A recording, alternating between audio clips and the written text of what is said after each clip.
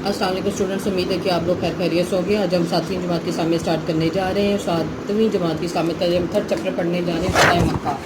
हमने इससे पहले 2 चैप्टर पढ़े हैं और आज हम थर्ड चैप्टर स्टार्ट करने जा रहे हैं, फतह मक्का। इसका जो पस मंज़र, उसका बैकग्राउंड है जी, सन 6 हिजरी में मुसलमानों और कुफार मक्का के दरमियान सुलह हुदैबिया की सूरत में एक मुआहदा तय पाया था, जिसकी रोज़ से दोनों फरीक 10 साल तक जंग बंदी के पाबंद थे। इस मुआहदे की एक शर्त यह भी थी कि अगर कोई कबीला मुसलमानों या कफार मक्का का हलीफ बन जाए तो इसके खिलाफ भी जंग ना होगी। ये बात कुरैश मक्का को बहुत नागवार गुजरी थी। रियासत मक्का की हदूद में रहने वाले कबीले बनु ख़ज़ा ने रियासत मदीना से अल्लाह का ऐलान कर दिया, यानी कि उनसे मिल गया। मक्का के मुसलमानों की बढ़ती कुव्वत से परेशान थे, लिहाजा कबीला कुरैश के बाद सरदारों ने मुसलमानों के हलीफ बनु ख़ज़ा को सज़ा देने का मंसूबा बनाया और अपने हलीफ कबीले बनु बकर को अपनी पुरानी दुश्मनी का बदला लेने के लिए उकसाया और वो तैयार घोड़ों और आदमियों की मदद फराहम की। मुसलमानों के हलीफ कबीले बनु ख़ज़ा के ज़ैदी शाख बनु काब के कुछ लोग मक्का के करीब आबाद थे, जिन पर एक रात अचानक हमला कर दिया गया और जिन लोगों ने भागकर हरम में पनाह लिए, इन्हीं में भी हदूद हरम में कत्ल किया गया। इस हमले में बनु काब के 20 अफराद मारे गए। रसूल अल्लाह सल्लल्लाहु अलैहि वसल्लम से फरियाद बनु ख़ज़ा काब की जानब से अमरू बिन सालम और बदीर बिन वकार बिन करीम सल्लल्लाहु अलैहि वसल्लम की खिदमत में अपनी फरियाद लेकर पहुँचे।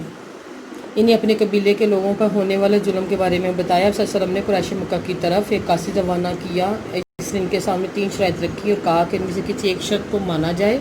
बनु ख़ज़ा के मकतूलीन का खून बहा दिया किया जाए, कुरैश मक्का बनु बकर की हिमायत से दस्तबरदार हो जाए और इनसे मुआहदा ख़त्म कर दें। कुरैश मक्का में ऐलान कर दें कि हुदैबिया का मुआहदा ख़त्म हो गया। कुरैश के सरदारों ने बाहम मशवरा करने के बाद तीसरी शर्त मंजूर करते हुए मुआहदा हुदैबिया को ख़त्म करने का ऐलान किया। कुरैश तफ्तीश में मुब्तला हो गया। रसूल सल्लल्लाहु अलैहि वसल्लम के कासिद को मुआहदा हुदैबिया ख़त्म करने के जवाब देने के बाद कुरैश के सरदारों को ख्याल आया कि शाम की जानिब से इनकी तिजारत का रास्ता बंद हो जाएगा, क्योंकि इस इलाके में रियासत मदीना का मुकम्मल इख्तियार और नज़्म व नक्श था और वहाँ बाद कबाइल के रियासत मदीना के साथ मुआहदे थे। नीज़ अब कुरैश के हामी भी वहाँ नहीं रहे थे। इन हालात का तजिया करने के बाद कुरैश के सरदार ने सफ़ियान बिन अमिया, उनके साथियों और बनु ख़ज़ा पर हमले की जिम्मेदारी आयद की और फिर अबू सफ़ियान से इस मामले को संभालने के बारे में कहा। मक्का के लोगों ने तय किया कि अबू सफ़ियान फौरी तौर पर मदीना जाए और हज़रत मोहम्मद सल्लल्लाहु अलैहि वसल्लम से मुआहदा हुदैबिया की तजदीद और कुरैश जानिब से इसे मज़ीद मौसर बनाने की मुद्दत में तोसीक़ की बात करे। खदशे का इज़हार किया हमारे और आप वसल्लम के हलीफ़ों के दरमियान कुछ हुआ, आप वसल्लम का इसका बदला लेंगे। अबू सफ़ियान की इस बात पर रसूल वसल्लम ने ये तबस्सुम फरमाया, यानी मुस्कुराए और कोई जवाब न दिया। अबू सफ़ियान को अंदाज़ा हो गया कि मुआहदे की बहाली ना होने की सूरत में क्या होगा, लिहाजा इसने इस महल में मौजूद सहाबा कराम से इस सिलसिले में सिफारिश करने की दरख्वास्त की, मगर इनकी जानिब से भी यही जवाब दिया गया कि अल्लाह और उसका रसूल सल्लल्लाहु अलैहि वसल्लम इस मुआहदे को बेहतर जानते हैं। यहाँ तक कि पूरे मदीने में अबू सफ़ियान को एक भी शख्स ऐसा नहीं मिला जो रसूल सल्लल्लाहु अलैहि वसल्लम इसकी सिफारिश करता। फिर हज़रत अली के सल्लल्लाहु अलैहि वसल्लम के सरसरी मशवरे के मुताबिक मस्जिद नबी में खड़े होकर एक तरफा तौर पर सुलह की मियाद बढ़ाने और मुआहदे को मजबूत करने का ऐलान किया। मक्का रवाना हो गया। इस्लाम लश्कर की मक्का की जानब रवानगी। मुआहदा हुदैबिया ख़त्म होने के बाद बेहतरीन मौका था कि आप सल्लल्लाहु अलैहि वसल्लम इस्लाम की सरबुलंदी और खाना काबा को बितों से बाग करने के इक़दाम करें। इस मकसद की हसूल की खातिर आप सल्लल्लाहु अलैहि वसल्लम ने मदीना की नवाई बस्तियों सहराओं में रहने वाले मुसलमानों को पैगाम भेजा कि जो लोग अल्लाह क़यामत के जब ईमान रखते हैं वो रमज़ान में मदीना में हाजिर हो जाए। ये पैगाम मिलते ही जहाँ जहाँ भी मुसलमान वहाँ थे वो सब मदीना में आकर जमा होने लगे। 10 रमज़ान मुबारक सन 8 हिजरी को इस्लामी लश्कर मदीना से मक्का की तरफ इस तरह रवाना हुआ कि आम लोगों को इसकी मंजिल का इल्म ना था। दौरान सफ़र हलीफ कबाइल भी इस लश्कर में शामिल होते गए और इस तरह लश्कर की तादाद 10,000 होती गई। मुशरिकीन मक्का की फ़िक्रमंदी। मुशरिकीन मक्का फ़िक्रमंद तो ज़रूर थे, लेकिन रसूल अल्लाह सल्लल्लाहु अलैहि वसल्लम बनु काब पर मज़ालिम का बदला ज़रूर ले लेंगे, लेकिन इन्हीं की बात से ख़बर ना थी कि नबी करीम सल्लल्लाहु अलैहि वसल्लम की क़यादत में इतना बड़ा लश्कर मक्का की जानिब आ रहा है। अबू सफ़ियान की सफ़ारती नाकामी पर खूब बुरा भला कहा गया था, लेकिन इन्हें कोई दूसरी सूरत नज़र नहीं आ रही थी। पिछली जंगों के नताइज इनके सामने और इनके बहुत से लोग मुसलमान होकर मदीना चले गए, जिनमें नबी करीम सल्लल्लाहु अलैहि वसल्लम के चचा हज़रत अब्बास भी शामिल थे। خانہ کعبہ کے اندر سے تمام بت نکال پھینک کے دیواروں پہ بنی تصاویر مٹانے کے بعد آپ صلی اللہ علیہ وسلم نے خانہ کعبہ کے اندر شکرانے کی نماز ادا فرمائی. کعبہ کے سامنے قریش مکہ سجدے لگائے کھڑے تھے. آپ صلی اللہ علیہ وسلم نے ان سے مخاطب ہو کر فرمایا تمہیں معلوم ہے کہ آج میں تم لوگوں سے کیا معاملہ کرنے والا ہوں؟ سب نے ایک زبان ہو کر کہا آپ نبی کریم صلی اللہ علیہ وسلم بھائی اور کریم بھائی کے بیٹے ہیں. آج پر رحمت العالمین عام معافی کا اعلان کرتے فرمایا میں وہی کچھ کرتا ہوں جو میرے بھائی یوسف علیہ السلام نے کہا تھا. آج تم پر کوئی مواخذہ نہیں. اللہ تمہیں معاف فرمائے اور بہت رحم کرنے والا ہے. اس کے بعد صلی اللہ علیہ وسلم نے خانہ کعبہ کنجی حضرت عثمان بن طلحہ کو عطا کی. پھر بلال رضی اللہ عنہ کو اذان دینے کے لیے فرمایا. حضرت بلال رضی اللہ عنہ نے خانہ کعبہ کی چھت پہ کھڑے ہو کر اذان دی. نبی کریم صلی اللہ علیہ وسلم مکہ میں 15 دن قیام فرمایا. اس دوران آپ صلی اللہ علیہ وسلم نے مکہ کے 9 مسلمانوں سے بیعت لی. مکہ کے آس پاس کے علاقوں میں جو بت خانے موجود تھے انہیں صحابہ کرام کو مسلح دستے بھی مسمار کروا دیے گئے. مکہ کے جن مشرکین نے اسلام قبول کر لیا تھے انہوں نے اپنے گھروں میں رکھے بت توڑ کے باہر گلیوں میں پھینک دیے. مہاجرین نے اپنے چھوڑے گھر واپس دلانے کی درخواست کی تو مدینہ ہجرت کے بعد کفار نے قبضے میں لے لیے تھے. لیکن نبی کریم صلی اللہ علیہ وسلم نے فرمایا تمہارا جو مال اللہ کی راہ میں چلا گیا مجھے اس کی واپسی نہیں.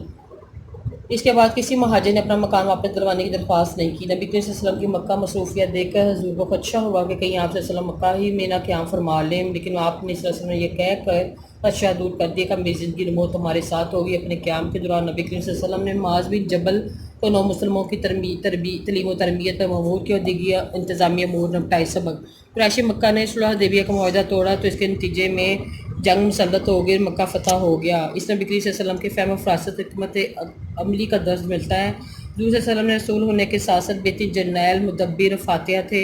انہوں نے مفتوحہ علاقوں میں قتل و غارت کی بجائے لوگوں کو امان دی، ان کی جانوں و مال میں عزت آبرو کی حفاظت کی، ان کے لیے عام معافی کا اعلان کیا اور ان اقدامات میں تمام اقوام کے لیے سبق موجود ہے. یہ چیپٹر کا ختم ہو گیا. اب آپ کو اس سے نوٹس پرووائڈ کیے جائیں گے. فتح مکہ، سوالات کے جواب لکھے. فتح مکہ کے بعد نبی کریم نے کیا طرز عمل بنایا ہے؟ قریش مکہ نے صلح حدیبیہ کا معاہدہ توڑا جس کے نتیجے میں ان پر جنگ مسلط ہوئی اور مکہ فتح ہو گیا. اسے نبی کریم کی فہم و فراست میں بہترین حکمت عملی کا درس ملتا ہے. حضور رسول ہونے کے ساتھ ساتھ ایک بہترین جرنیل مدبر فاتحہ تھے. انہوں نے مفتوحہ علاقوں میں قتل و غارت کی بجائے ان کو امان دی، ان کی جان و مال اور عزت آبرو کی حفاظت کی، ان کے لیے معافی کا اعلان کیا. ان اقدامات میں تمام اقوام عالم کے لیے سبق موجود ہے. دوسرا سوال ہے جی نبی کریم کی جانب سے مکہ پر حملہ اور فتح کے اسباب بیان کیجیے. معاہدہ حدیبیہ ختم ہونے کے بعد بہترین موقع تھا کہ آپ اسلام کی سربلندی اور خانہ کعبہ کو بتوں سے پاک کرنے کے اقدامات کریں. اس مقصد کے حصول کے لیے آپ صلی اللہ علیہ وسلم نے مدینہ کے نواحی بستیوں صحراؤں میں رہنے والے مسلمانوں کو پیغام بھیجا کہ جو لوگ اللہ اور قیامت کے دن پر ایمان رکھتے ہیں وہ رمضان میں مدینہ میں حاضر ہو جائے.